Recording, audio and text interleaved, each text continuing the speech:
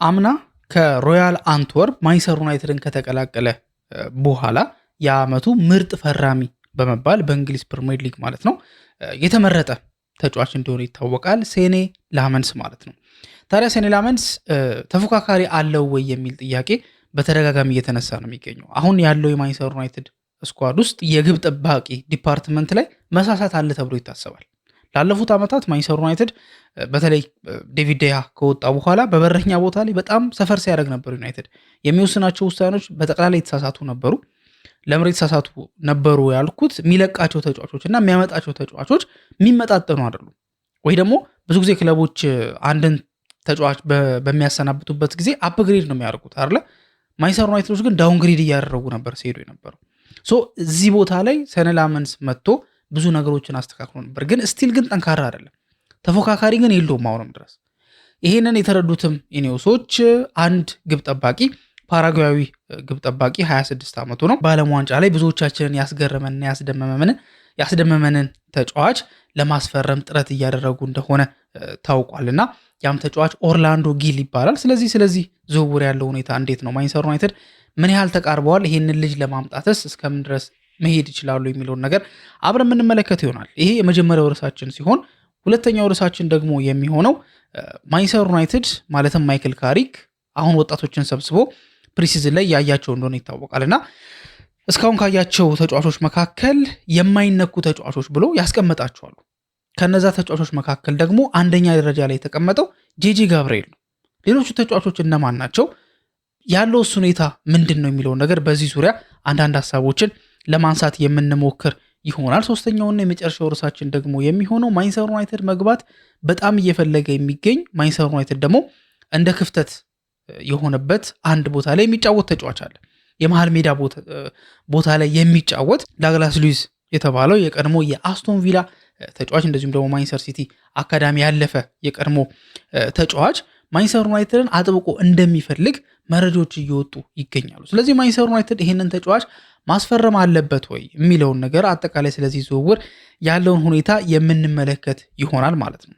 ሰላም፣ እንዴት ናችሁ? ውድ የቻናላችን ተከታታዮች ዕለታዊው ልክ 3 ሰዓት ሲል የሚጀምረው የትንተና ፕሮግራማችን ላይ ነው የምትገኙት። አሁን በጠቀስኩላችሁ 3 ርዕሶች ዙሪያ ቆይታ የምናደርግ ነው የሚሆነው። ስለዚህ በእነዚህ 3 ርዕሶች ዙሪያ ሰፋ ያለ ማብራሪያ የምትፈልጉ ከሆነ ይህንን ቪዲዮ እስከ መጨረሻው ድረስ እንድትከታተሉት እጋብዛችኋለሁ። ታዲያ ለዚህ ቻናል አዲስ ከሆናችሁ ሰብስክራይብ እያደረጋችሁ ቤተሰብ መሆናችሁን እንዳትረሱ። አዲስ ካልሆናችሁና ኦልሬዲ ሰብስክራይብ ካደረጋችሁ ደግሞ ሼር በማድረግ ኮሜንት ላይ ሀሳባችሁን በማጋራት በተለይ ላይክ ደግሞ በማድረግ ከኛ ጋር ያላችሁን አብሮነት እንድታሳዩን ለማስታወስ እንሞክራለን። መልካም ቆይታ እንተመኝ። ማንቸስተር ዩናይትድ ያለፉትን ዓመታት በተለያየ መንገድ ሰፈር ሲያደርግ ቆይቶ ተመልክተነዋል አይደለ?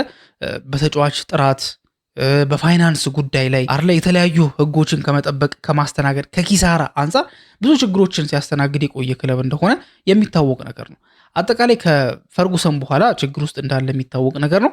ግን ደግሞ ችግሮቹን ግን ላይክ የሆነ እየተነተን ወይም ደግሞ እየቀነስን እያጠበብን ስንመጣ ደግሞ ከችግሮቹ መካከል ብዙ ችግሮች እንዳሉ ይታወቃል ማንቸስተር ዩናይትድ ቤት ውስጥ።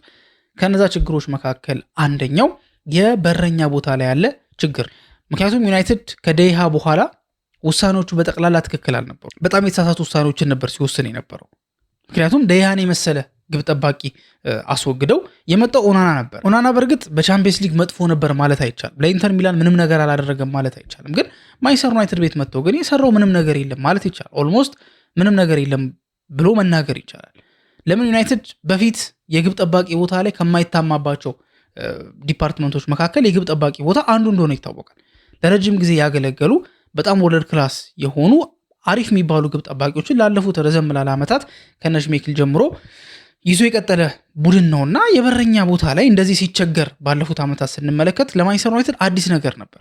ዩናይትድ እኮ ደያ በነበረበት ሰዓት ላይ ኢቨን ሁለተኛው ግብ ጠባቂ ራሱ እኮ ጠንካራ ተፎካካሪ ነው አይደል? ሰርጂዮ ሮሜሮ የተባለው ግብ ጠባቂ አርጀንቲናዊ ግብ ጠባቂ የደያ ከፍተኛ ተፎካካሪ ነበር። ታስታውሱ እንደሆነ ዴቪድ ደያ ወደ ማድሪድ ለመግባት በጣም በተቃረበበት ሰዓት ላይ እሱም ፍላጎት በነበረው ሰዓት ላይ አሰልጣኝ ሉዊስ ቫን ሃል ቤንች ሲያደርገው ነበር ዴቪድ ደያ። ለምን? ሰርጂዮ ሮሜሮ ስለሚጫወት እዛ ቦታ ላይ እና ዩናይትድ እዛ ቦታ ላይ ጠንካራ ነበር። ኢቨን ዲን ኤንደርሰንን ስንመለከት ሄንደርሰን ራሱ የማንቸስተር ዩናይትድ ጥሩ ሁለተኛ ግብ ጠባቂ ሆኖ ነበረ። የዋናውን ግብ ጠባቂ ቦታ ይይዛል የሚል ትልቅ ተስፋ ተጥሎበት ነበር። ግን ደግሞ ማንቸስተር ዩናይትድ ይሄንንም ተጫዋች ሸጡት። አሁን ማሰብ ያለባችሁ ሁለተኞቹ ግብ ጠባቂዎች ራሱ በጣም አሪፍ የሚባሉ ናቸው። ሰርጂዮ ሮሜሮ ማለት የብሔራዊ ቡድን ግብ ጠባቂ ነው። ብሔራዊ ቡድን ደግሞ ጀስት ዝም ብሎ ብሔራዊ ቡድን አይደለም፣ የአርጀንቲና ብሔራዊ ቡድን ነው። የአርጀንቲና ብሔራዊ ቡድን ማለት ደጋግሞ ለፍጻሜዎች የደረሰ ነው። ለ2014ቱ የዓለም ዋንጫ ከጀርመን ጋር የፍጻሜ ጨዋታ የተጫወተ ነው። በዛ ጨዋታ ላይ ቋሚ የነበረ ተጫዋች ነው እና ሁለተኞቹ በረኞች ራሱ ዩናይትድ በጣም ወርልድ ክላስ ናቸው። አሁን ላይ ግን ያ ነገር አልነበረም። በተለይ ላመንስ እስከሚመጣ ድረስ ባለው ላይ አንደኛው ግብ ጠባቂ አንድሬ ኦናና ነው። አንድሬ ኦናና ያለው ብቃት የሚታወቅ ነው። ከዛ በኋላ አልታይ ባይንዲር ነው። እንደ ዩናይትድ እኮ ታስታውሱ እንደሆነ በሁለት እኮ ጨዋታዎች ልዩነት ወይ ደግሞ በተለያየ ውድድሮች ላይ በአንድ ሳምንት ልዩነት አካባቢ 2 ኮርና ተቆጥሮበታል እኮ። ቀጥታ ከኮርና የተመታ ኳስ ተቆጥሮበት ነበር አይደል? እንዲሁም አንደኛውን ጎል ያስቆጠረው የአሁኑ የማንቸስተር ዩናይትድ 10 ቁጥር ለባሽ አጥቂው ማቲያስ ኩኒያ ነበር ለወልቭስ በሚጫወትበት ሰዓት ላይ እና ይሄ ሲፈጠር ታዲያ ሁለቱም ነበረ ጎል የተቆጠረባቸው። አልታይ ባይንዲርም ላይ ነው የተቆጠረው ኮር ነው፣ አንድሬ ኦናና ላይም ነበር ተቆጥሮ የነበረው። እና ዩናይትድ የግብ ጠባቂ ችግር ምን ያህል ስለሰደደ እንደሆነ በዚህ መረዳት እንችላለን ማለት ነው። ታዲያ ሰኔ ላመንስ ከመጣ በኋላ የአመቱ ምርጥ ፈራሚ ተብሎ መመረጡን ተከትሎ ያሳየው ፐርፎርማንስ ከእድሜው በላይ ማቹሪቲ ያለው ተጫዋች ነው ተብሎ በጣም ሲደነቅ ነበር። ተፎካካሪ ግን አሁንም አለው ወይ ዴብዝ አለው ወይ እዛ ዲፓርትመንት ላይ ካልን ግን አሁንም ጥያቄ እንድናነሳ ያደርገናል። ለዛም ነው ኢኔዮሶች ይሄንን ቦታ ታርጌት አድርገው ብዙ ነገሮችን ለማስተካከል ጥረት እያደረጉ የሚገኙት። ምክንያቱም ይሄንን አይተው ኦልሬዲ ግብ ጠባቂዎችን በዛ ቦታ ላይ ጨምረዋል። ካርል ዳርሎ ከሊድስ ዩናይትድ የመጣ የ35 ዓመት ልምድ ያለው ግብ ጠባቂ ነው፣ እንደ ባካፕ ኪፐር ተብሎ የሚቀመጥ ማለት ነው። ሌላ ደግሞ ወጣት የሆነውና በጣም ብዙ ተስፋ የሚታይበት ደግሞ ኪት ማርገትሰን የተባለን ደግሞ ግብ ጠባቂ ከስዋንሴ ሲቲ ማንቸስተር ዩናይትድ አስፈርሟል። ይሄ እነዚህ ሁለት ተጫዋቾች ዩናይትድ ያንን ዲፓርትመንት ለማጠናከር ምን ያህል እየለፋ እንደሆነ ምን ያህል ፎከስ አድርጎ እየሰራ እንደሆነ በቀላሉ ማሳያ ነው ተብሎ ይታሰባል ማለት ነው። አሁን ደግሞ ከነዚህ ግብ ጠባቂዎች ውጪ ደግሞ ሌላ አንድ የ26 ዓመት የፓራጓይ ግብ ጠባቂና በዓለም ዋንጫው ላይ በጣም ብዙዎቻችንን ያስገረመንን ኦርላንዶ ጊል የተባለውን ግብ ጠባቂ ማንቸስተር ዩናይትድ ለማስፈረም ጥረት እያደረገ እንደሆነና ታርጌቱ እንዳደረገ መረጃዎች ወጥተዋል ማለት ነው። እንግዲህ ኦርላንዶ ጊል ማይክል ካሪክ የ2026-27ቱን የውድድር ዘመን ለመጀመር በሚል ስኳዱን ሪሼፕ እያደረገ እንደሆነ የምናውቀው ነው። የወጣቶችን ሁኔታ ከመወሰን ጀምሮ የሚወጡ ተጫዋቾችን፣ የሚቀሩ ተጫዋቾችን፣ የተለያዩ ነገሮችን እያስተካከለ ይገኛል። ያንን እያስተካከለ የሚገኘው የማንቸስተር ዩናይትድ ክለብ ውስጥ ታዲያ ኦርላንዶ ጊል የተባለው ግብ ጠባቂ የዩናይትድ ራዳር ውስጥ ገብቷል ማለት ነው። እንግዲህ ግልጽ ነው ይሄ ፍላጎት ቅድም ካልኳችሁ ጋር የሚያያዝ ነው። ዩናይትድ ግብ ጠባቂ ላይ በጣም ትልቅ ችግር ነበር ሲደርስበት የነበረው። ዋናው ግብ ጠባቂ በጣም አቅም የሌለው ነበር። ሁለተኛው ግብ ጠባቂም ደግሞ ዴብዝ ያለው ወይ ደግሞ ያን ግብ ጠባቂ የሚያነቃ ሆኖ አልተገኘም ነበር። ስለዚህ ያ ቦታ ሳስቶ ዩናይትድ በቀላሉ ማስወገድ የሚችላቸው ጎሎች ሲቆጠሩበት ተመልክተን ነበር ማለት ነው። ግን ሴኒ ላመንስ ከመጣ በኋላ ግን ይሄ ነገር ተስተካክሏል። ቢያንስ ዩናይትድ የበረኛ ችግር አልነበረበትም ባሳለፍነው ሲዝን። ተፎካካሪ እንዲሆን ደግሞ ከነዚህ ከካርላሎና ከኪት ማርገትሰን ቀጥሎ ኦርላንዶ ጊል የተባለው ግብ ጠባቂ እየተፈለገ ይገኛል። ይሄ ፓራጓይ ኢንተርናሽናል ግብ ጠባቂ መጀመሪያ ትኩረትን የሳበው በወሩ መጀመሪያ አካባቢ ነበረ። ልክ 2026ቱ የዓለም ዋንጫ ላይ ብዙዎችን ኢምፕረስ ባደረገበት ውድድር ማለት ነው። በዛ ወር ላይ ነው ማንቸስተር ዩናይትድን ጨምሮ ሌሎች ክለቦችም እዚህ ልጅ ላይ ፎከስ ማድረግ የጀመሩት ማለት ነው። 5 ያክል ጨዋታዎችን ተጫውቷል። ይሄ ልጅ 23 ሴቮችን ሲያስመዘግብ በ2 ክሊንሺት ነው ውድድሩን የጨረሰው ማለት ነው።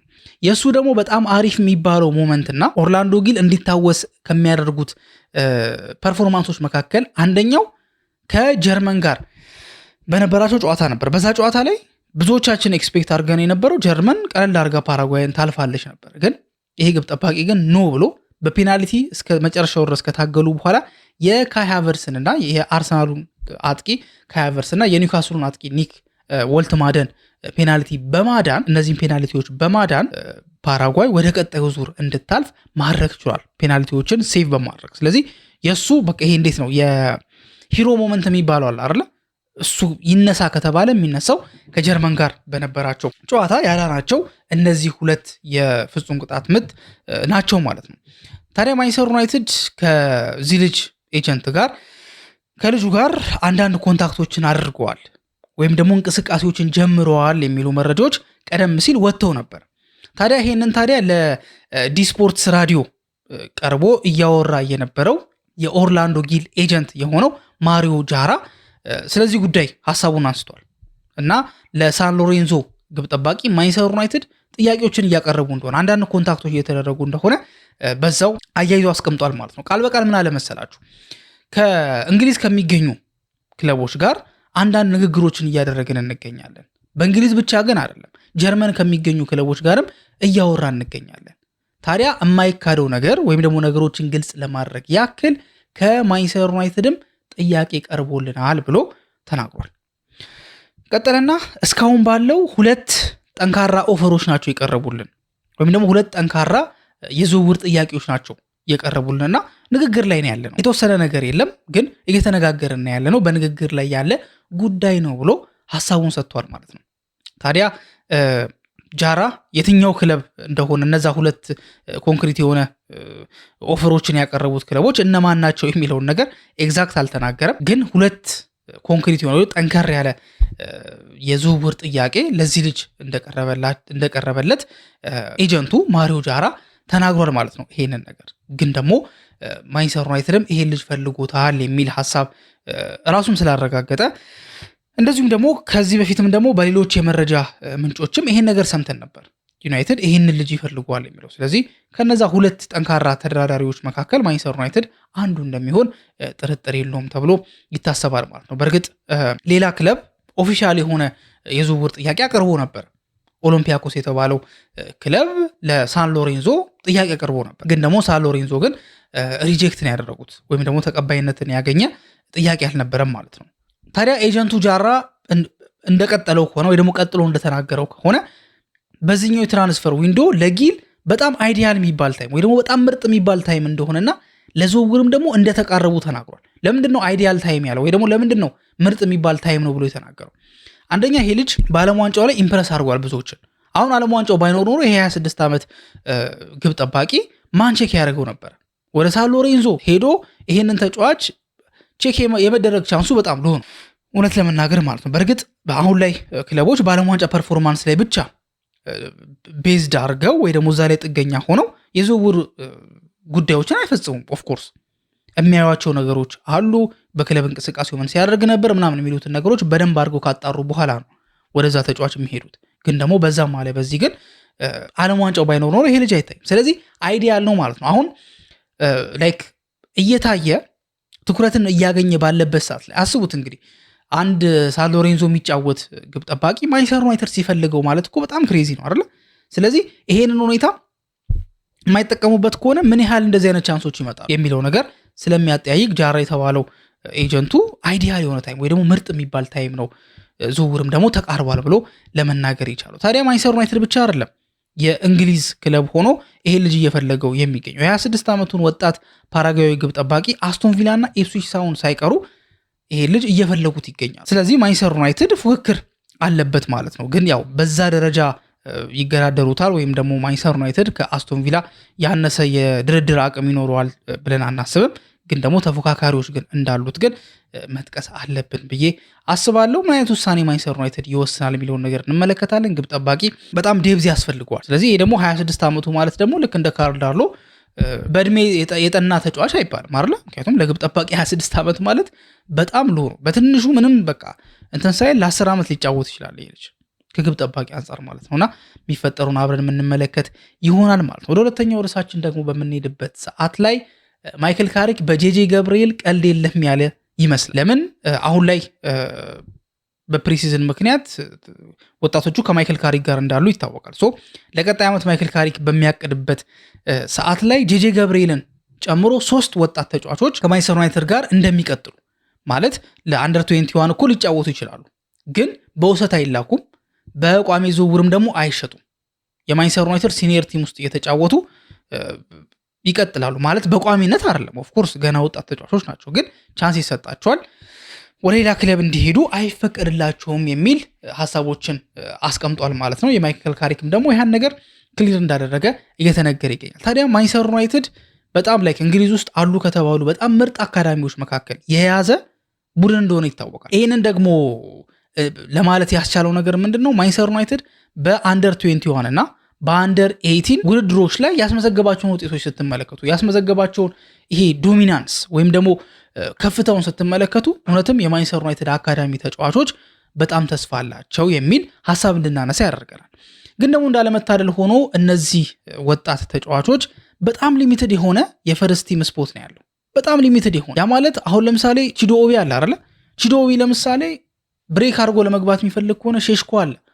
እንደዚሁም ደግሞ ዩናይትድ ሌላ ደግሞ 9 ቁጥር አጥቂ ምናልባት ዋትኪንስ ሊሆን ይችላል የሆነ ደግሞ 9 ቁጥር ሌላ አጥቂ ለማስፈረም ጥረት እያደረጉ እንደሆነ ይታወቃል። ሶ በጣም ሊሚትድ ነው።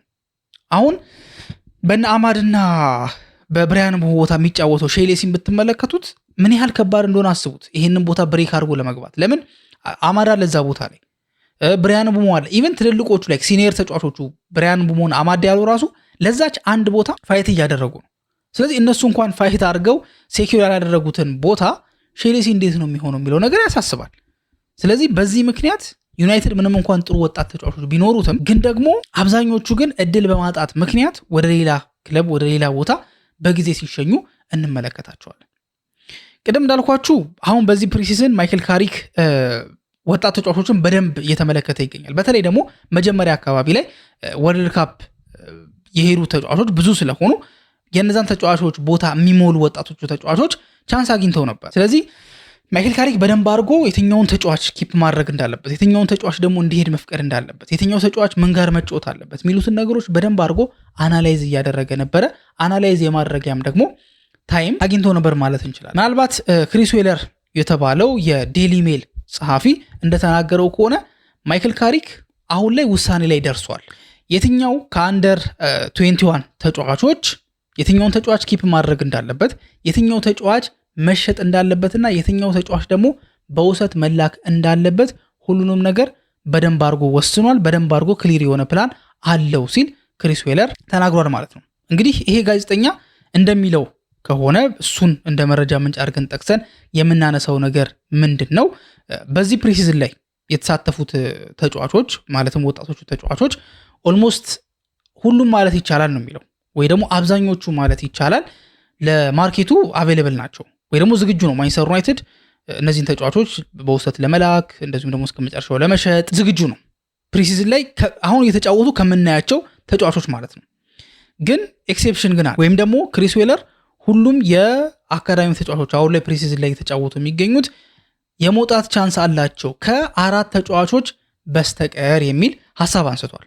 ያለምንም ጥርጥር የመጀመሪያው ተጫዋች የሚሆነው እነዚህ 4 ተጫዋቾች እነማን ናቸው የሚለውን ነገር እንመለከታለን። የመጀመሪያው ተጫዋች የሚሆነው እንደጠቀስኩላችሁ ደጋግሜም ጄጄ ገብርኤል ነው። እንግዲህ ጄጄ ገብርኤል 15 ዓመቱ ላይ ነው የሚገኘው።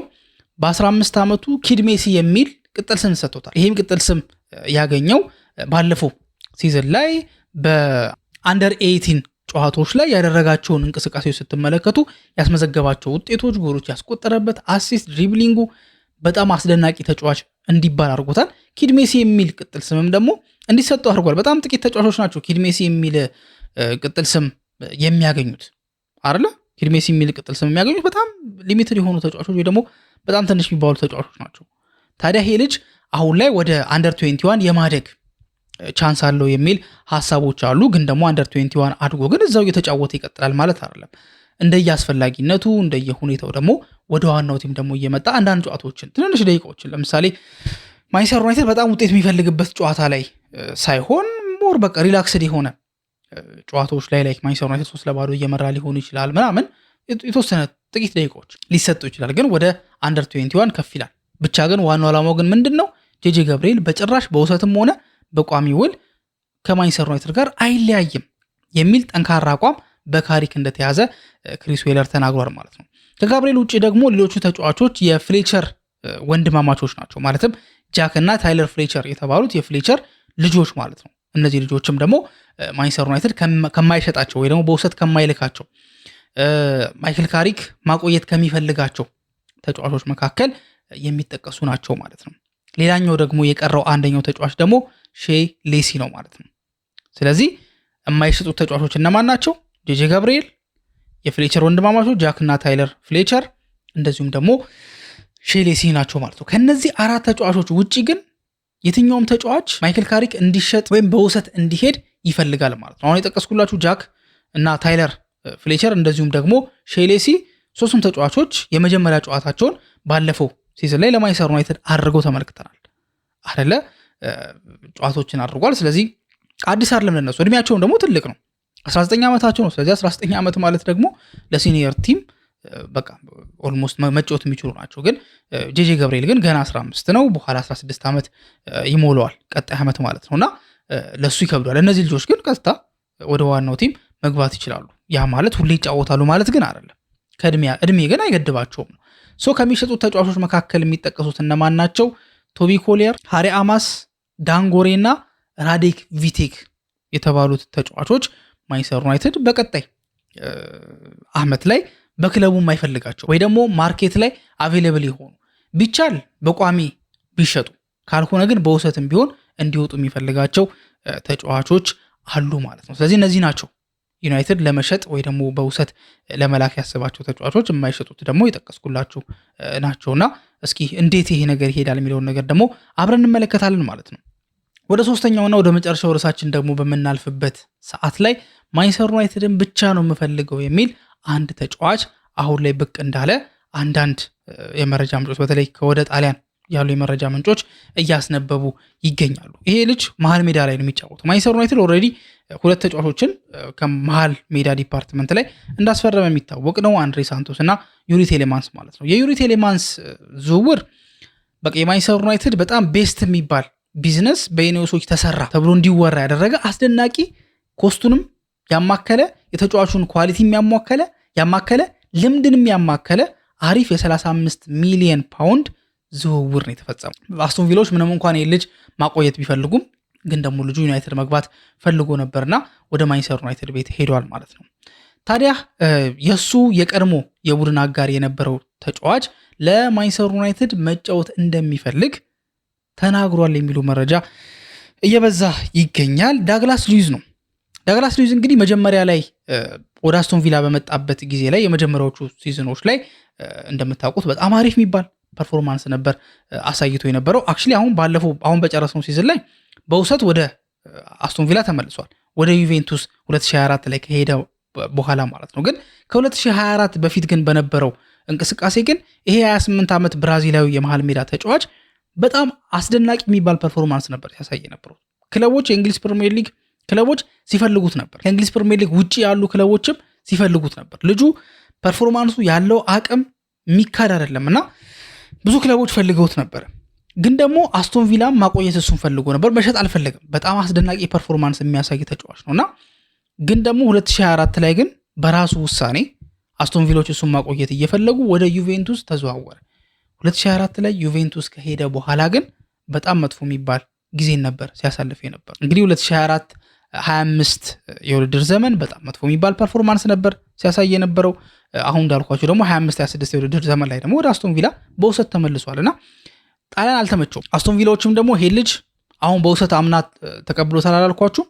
ይሄ ልጅ ወደ ቋሚ መቀየር ወይ ደግሞ መልሰው ወደ ራሳቸው የማምጣት ብዙም ፍላጎት የላቸው። አሁን ላይ በጣም ጫና ውስጥ ነው ያለው፣ አጣብቅኝ ውስጥ ነው ያለው። ምክንያቱም 28 ዓመቱ ነው፣ ገና ወጣት አይደለም።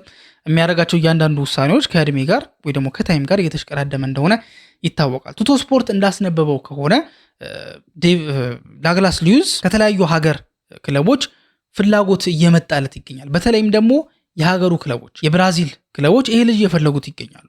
ነገር ግን የሱ ፍላጎት ግን ወደ እንግሊዝ መመለስ ነው። ወደ እንግሊዝ መመለስም ሲባል ደግሞ ስፔሲፊካሊ ወይ ደግሞ በግልጽ እንደተናገረው ከሆነ ማንቸስተር ዩናይትድ መግባት ይፈልጋል የሚል ሐሳብ ቱቶ ስፖርት አስነብቧል ማለት ነው። ቱቶ ስፖርት እንዳጠናከረው ከሆነ ዘገባውን ማንቸስተር ዩናይትድ ምንድነው መግባት የሚፈልግበት ቡድን ብቻ ሳይሆን የሱ የህልሙ ወይ ደግሞ ድሪም የሚለው ቲም እንደሆነ ራሳቸው ቱቶ ስፖርቶች አስነብበዋል ማለት ነው። ዩናይትድ በጣም አሪፍ ቦታ ነው። በተለይ አሁን አቋሙ ወርዷል ብያችሁ የለ፣ መጥፎ ጊዜ ነው እያሳለፈ ነው ብያችሁ የለ፣ እሱን ለመመለስ መልሶ ወደ ጥሩ አቋሙ ለመምጣት ይሄ አሪፍ አጋጣሚ እንደሆነ ያስባልና ማንቸስተር ዩናይትድ መግባት ይፈልጋል። ይሄ ልጅ ታዲያ እንዳልኳችሁ ቀድሞ የማንቸስተር ሲቲ ሚድፊልደር እንደሆነ ይታወቃልና ማንቸስተር ሲቲ በነበረበት ሰዓት ላይ አስቶን ቪላ በሄደበት ሰዓት ላይ 2 ትልልቅ ኳሊቲዎች ይደነቁለታል። አንደኛው ኳስን ይዞ የሚቆይበት ኳስን ይዞ መሄድ ወዳለበት ቦታ ላይ ማድረስ ወዳለበት ቦታ ላይ እየገፋ ይዞ መሄድ የሚችልበት ብቃቱ ብዙዎች እንዲያደንቁት ብዙዎች እንዲገረሙበት ያደርጋል። ይሄ አንደኛው ብቃቱ ነው።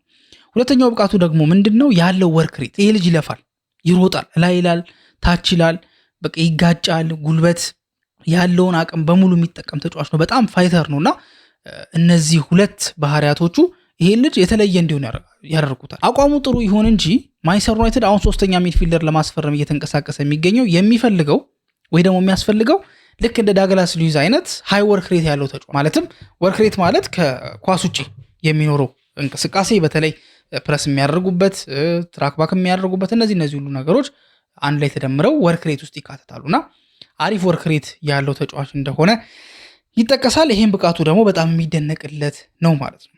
ታዲያ ይሄው የጣሊያን አውትሌት ወይም ደግሞ የጣሊያን የመረጃ ምንጭ ስፖርት እንዳጠናቀረው ወይ ደግሞ እንደጨመረው ከሆነ ከማንቸስተር ዩናይትድ ጋር የቅይር ወይ ደግሞ የዝውውር መቀየር አንድ ተጫዋች ወደ ዩናይትድ ሄዶ ማለት ይሄ ዳግላስ ሉዊዝ ማለት ነው። ዩናይትድ ደግሞ ሌላ ተጫዋች የሚልክበትም መንገድ አለ። ያም ደግሞ ሊሆን የሚችለው ብሎ ያስቀመጠው ማንን ነው? ጆሹዋ ዚርክዜ ነው። ጆሹዋ ዚርክዜ እንደሚታወቀው በቅርብ ጊዜያቶች ላይ ከጣሊያን ክለቦች ጋር ስሙ ሲያያዝ ነበር። ከጣሊያንም ደግሞ ከዩቬንቱስ ጋር ስሙ በከፍተኛ ደረጃ ሲያያዝ ነበር። ስለዚህ ይሄ መረጃ ምንጭ የሚለው ምንድን ነው? ዚርክዜ ወደ ጁቬንቱስ ሄዶ ዩቬንቱስ ደግሞ ዳግላስ ሉዊዝን ለዩናይትድ ሊልክ የሚችልበት እድል ሰፊ ነው የሚል ሀሳብ ተነስቷል ማለት ነው። ማንቸስተር ዩናይትድም ደግሞ ከዚርክዜ ጋር መለያየት እንደሚፈልግ በተለያዩ የመረጃ ምንጮች ተመልክተናል ማለት ነው። ታዲያ ይሄ ዝውውር እውን ይሆናል ወይ የሚለውን ነገር ደግሞ ለማየት በምንሞክርበት ሰዓት ላይ እውነት ለመናገር ዝውውሩ የሚሆንበት እድል በጣም ሎ። ለምንድን ነው? አንደኛ 28 ዓመቱ ነው። ሲቀጥል አስቶን ቪላ ተመልሶ ሲመጣ ጥሩ ፐርፎርማንስ አላሳየም። ዩቬንቱስ በነበረበት ሰዓት ላይም ደግሞ ዋና ተጫዋችም አልነበረም፣ ጥሩ ፐርፎርማንስ አላሳየም። ስለዚህ ወቅታዊ ብቃቱ መጥፎ ነው። ከእድሜው ጋር ደግሞ ተደማምሮ ይሄ ልጅ ዩናይትድ ቢመጣ ዩናይትድ የሚፈልገው አይነት አሁን ወርክሬቱ ይደነቅለታል ብያቸዋለሁ አይደለ? ግን ደግሞ ላይክ ያን ማድረግ ይችላሉ፣ ያን የማድረግ አቅም ላይ ነው ያለው ወይ የሚለው ነገር ዩናይትዶችን ትልቅ ጥያቄ ውስጥ የሚያስገባ ጉዳይ ስለሆነ ይሆናሉ የሚለውን ነገር በተወሰነ መንገድ ይቀንሰዋል። ይሄ ብቻ ግን አይደለም። ሌላ የተጠቀሰው ነገር ምንድን ነው? ዩናይትድ በዚርክዜ ሊቀይረው ይችላል የሚል ሀሳብ ነው አይደለ? ያንም ደግሞ በተወሰነ መንገድ ውድቅ የሚያደርገው ነገር ምንድን ነው? ፋብሪዚዮ ሮማኖ እንደዘገበው ከሆነ ዩቬንቱሶች የፓሪስ ሴን ጀርሜን ንብረት የሆነውን ራንዳል ኮሎ ሙዋኒን በ45 ሚሊዮን ዩሮ የግላቸው አድርገውታል። ስለዚህ ራንዳል ኮሎ ሙዋኒ የዩቬንቱስ ተጫዋች ሆነ ማለት ጆሹዋ ዚርክዜ የአጥቂ መስመር ላይ ነው የሚጫወተው። ስለዚህ ዩቬንቱሶች ያን ያህል ኢንተረስትድ ይሆናሉ ተብሎ አይታሰብም። ስለዚህ በእነዚህ ሁለት ሪዝኖች ይሄ ልጅ የመዘዋወር ቻንሱ በተወሰነ መንገድ ሎ ያደርገዋል። ግን ደግሞ የሚሆነው ነገር አይታወቅም እና ምን ሀፕን ሊያደርግ እንደሚችል ስለማናቅ ሙሉ በሙሉ አይሆንም ማለት ግን አይቻልም። የእናንተ ሀሳብ ግን ምንድን ነው? ዳግላስ ሉዊዝ ወደ ማንቸስተር ዩናይትድ ቤት መምጣት አለበት ብላችሁ ታስባላችሁ? እንደዚሁም ደግሞ ማይክል ካሪክ ሊስት ያደረጋቸው የማይሸጡት ተጫዋቾች እና የሚሸጡት ተጫዋቾች መካከል እናንተ የምትስማሙበት የትኞቹ ናቸው? የማትስማሙበትም ካለ ደግሞ እንደዚሁ ሀሳባችሁን ኮሜንት ላይ እንድታስቀምጡ እጋብዛችኋለሁ። እንደዚሁም ደግሞ የላመንስ ተፎካካሪ የሆነውም ኦርላንዶ ጊል ስለመምጣት ውስጥ ያላችሁ ሀሳብ ምንድን ነው የሚለውን ነገር ሀሳባችሁ እንድታስቀምጡ ላስታውሳችሁ እፈልጋለሁ። እስካሁን ድረስ አብራችሁን ስለቆያችሁ እናመሰግናለን። በቀጣይ ፕሮግራም እስከምንገናኝ ድረስ መልካም ጊዜ ይሁንላችሁ።